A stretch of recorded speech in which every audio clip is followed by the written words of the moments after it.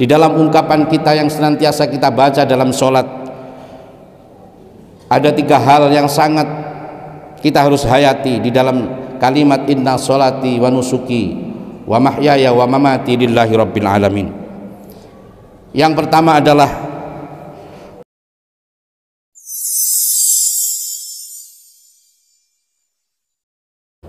Assalamualaikum warahmatullahi wabarakatuh.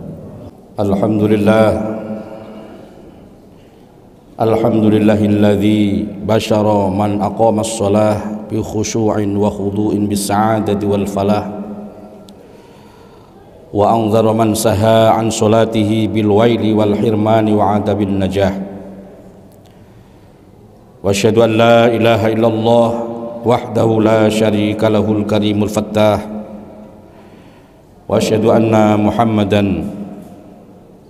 anna sayyidana Muhammadan abduhu wa rasuluhu alladhi amara ummatahu bikulli ma fihi khairun lahum wa salah. Allahumma salli wa sallim ala sayyidina Muhammad wa ala alihi wa sahbihi ila yaumiddin. Amma ba'du, fa ya ibadallah, usikum wa nafsi bitaqwallah, faqad fazal muttaqin. Usikum wa nafsi bitaqwallah, usikum binafsi bitaqwallah.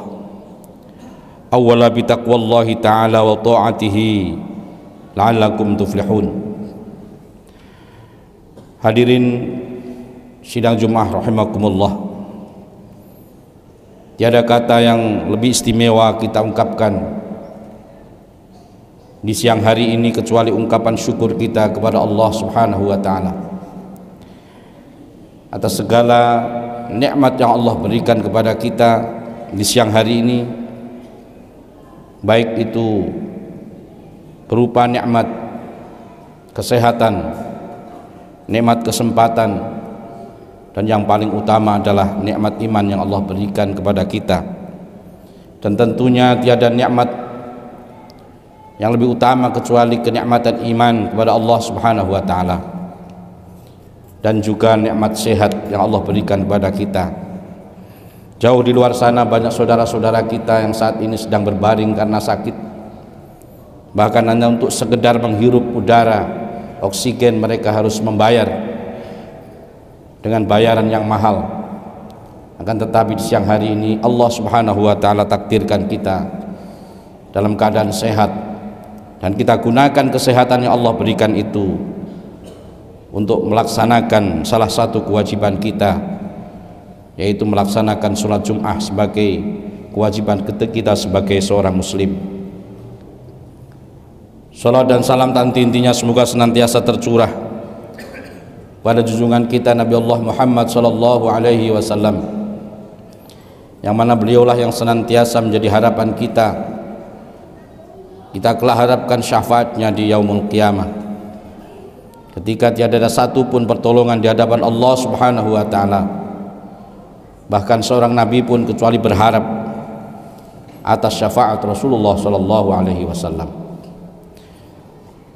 Hadirin rahimakumullah, intinya sebagai khatib kami berwasiat khususnya untuk diri kami pribadi dan umumnya kepada hadirin sekalian, marilah senantiasa kita berusaha sekuat tenaga kita untuk meningkatkan ketakwaan kita kepada Allah Subhanahu wa ta'ala, yaitu dengan jalan melaksanakan apa yang menjadi perintah Allah Subhanahu wa ta'ala dan menjauhkan diri kita dari hal-hal yang dilarang oleh Allah Subhanahu wa ta'ala. Karena dengan takwa inilah kita akan menjadi manusia yang beruntung, manusia yang selamat baik dunia maupun di akhirat. Dan salah satu daripada perintah Allah Subhanahu wa ta'ala yang paling utama yaitu sholat kita, karena sesungguhnya perkara yang pertama kali dihisab oleh Allah Subhanahu wa ta'ala dari seorang hamba adalah sholat.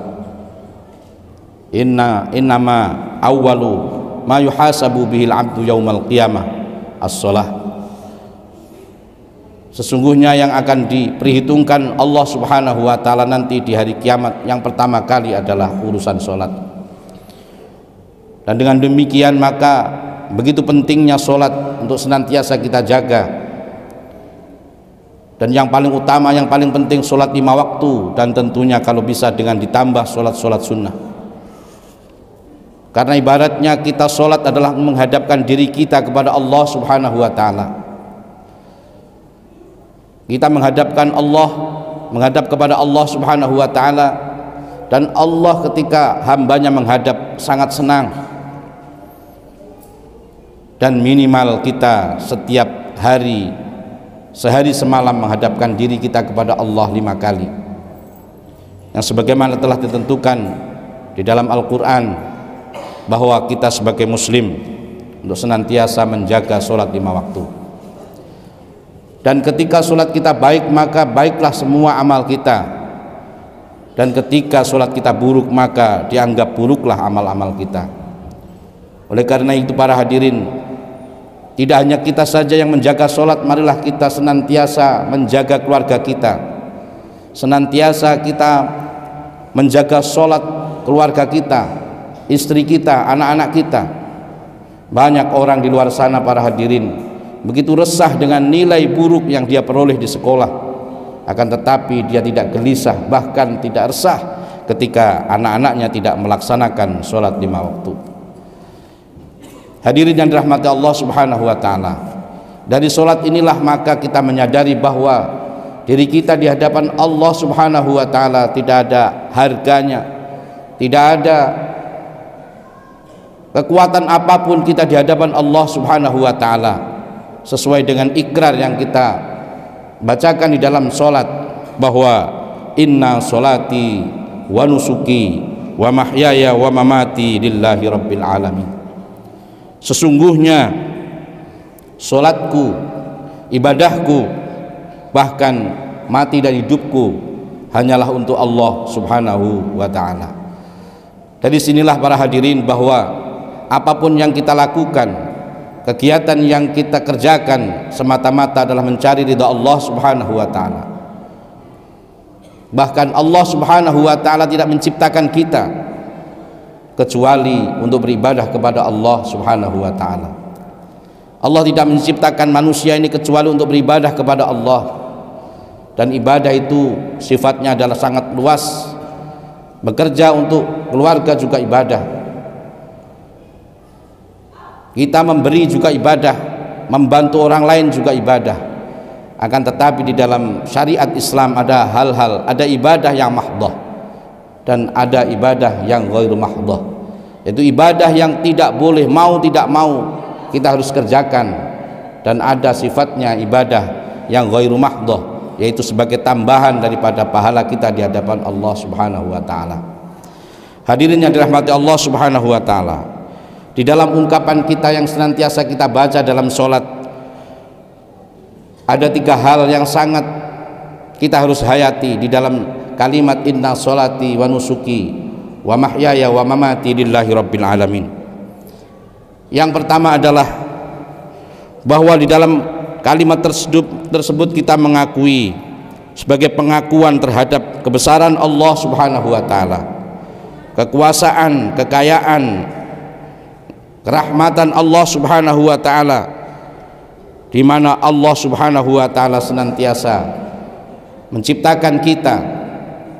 Allah Subhanahu wa ta'ala lah yang menciptakan kita, dan Allah Subhanahu wa ta'ala yang mempunyai kehendak terhadap kita. Boleh kita sebagai manusia bercita-cita, akan tetapi segala ketentuan adalah miliknya Allah Subhanahu wa ta'ala. Ana urid wa anta turid wallahu yaf'alu ma yurid. Boleh kita punya keinginan, boleh kita punya cita-cita setinggi langit, akan tetapi semua cita-cita kita, harapan kita, semuanya dibatasi dengan takdirnya Allah Subhanahu wa ta'ala, karena Allah lah yang mempunyai, atau Allah lah yang maha berkehendak. Ini kalimat yang pertama dari kalimat inna sholati wa nusuki wa mahyaya wa mamati lillahi rabbil alamin. Yang kedua para hadirin, bahwa di dalam kalimat tersebut ada pengakuan terhadap kelemahan dan kekurangan kita sebagai manusia.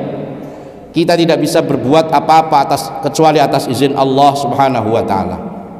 Langkah kita dari rumah ke masjid ini adalah atas kehendak Allah Subhanahu wa taala. Kita mampu untuk melaksanakan sholat semua adalah karena kehendak Allah Subhanahu wa taala. Kita bisa makan, bisa minum, bisa beraktivitas pada hari ini, semua tidak lain adalah atas izin Allah Subhanahu wa taala. Kita mengakui kita sebagai manusia sangatlah lemah. Kita tidak memiliki kekuatan apapun kecuali atas izin Allah Subhanahu wa taala. Dari sini maka marilah kita senantiasa untuk menyadari apa sih yang kita banggakan dari diri kita, apa yang harus kita banggakan, apa yang kita miliki, kalau toh semuanya adalah hanya miliknya Allah Subhanahu wa ta'ala. Harta benda yang kita miliki adalah miliknya Allah Subhanahu wa ta'ala. Karena bukan milik kita, karena miliknya Allah, maka ketika satu saat Allah mengambil pun tanpa harus permisi dengan kita. Bisa jadi hari ini seseorang memiliki harta benda yang melimpah, dalam hitungan menit bahkan sekejap mata pun bisa berubah. Orang yang kaya bisa menjadi miskin, demikian sebaliknya orang miskin bisa menjadi kaya atas kehendak Allah Subhanahu wa ta'ala. Manusia tidak bisa apa-apa, manusia tidak bisa memiliki kekuatan apapun untuk melawan kehendak Allah Subhanahu wa ta'ala.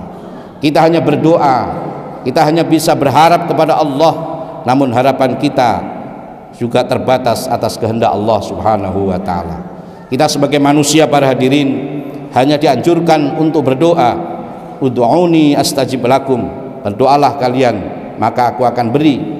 Akan tetapi para hadirin, mungkin kita sudah berdoa lama untuk kehidupan kita, namun belum ada perubahan, bahwa itu menunjukkan bahwa Allah tidak bisa diintervensi dengan doa kita, bahwa Allah adalah maha kuasa, kekuasaannya Allah tidak bisa dipengaruhi oleh doa kita.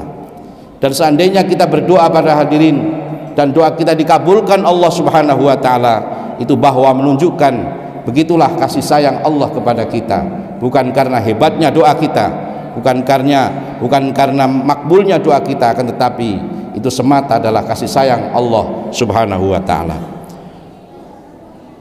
Yang ketiga para hadirin dari kalimat inna sholati wa nusuki wa mahyaya wa mamati lillahi rabbil alamin adalah kita berharap, ada pengharapan dan kepercayaan menghadapi kehidupan di dunia ini, bahkan kehidupan nanti di akhirat. Kita hanya bisa berharap kepada Allah Subhanahu wa ta'ala bahwa mudah-mudahan kita menjadi manusia yang senantiasa diridhai oleh Allah Subhanahu wa ta'ala, karena kita tidak mampu apa-apa kecuali atas izin Allah Subhanahu wa ta'ala. Inilah hadirin manfaat dari sholat secara doa. Namun manfaat yang lain banyak sekali apabila kita sebutkan. Oleh karena itu jangan lupa, malah kita senantiasa jaga sholat 5 waktu kita. Kita ingatkan keluarga kita, anak-anak kita, istri kita, dengan melaksanakan untuk senantiasa menjaga sholat 5 waktu. Insya Allah satu keluarga kita, ya, seandainya kita menjaga sholat 5 waktu, kita akan senantiasa dituntun oleh Allah Subhanahu wa ta'ala dalam kehidupan kita. Dan seandainya kita menjaga sholat 5 waktu, insya Allah kita senantiasa dijaga oleh Allah Subhanahu wa ta'ala. Hadirin yang dirahmati Allah Subhanahu wa ta'ala, khutbah singkat pada siang hari ini mudah-mudahan bermanfaat untuk kita semuanya. Senantiasa kita bisa menjaga sholat 5 waktu sehingga hidup kita senantiasa mendapat ridha Allah Subhanahu wa ta'ala.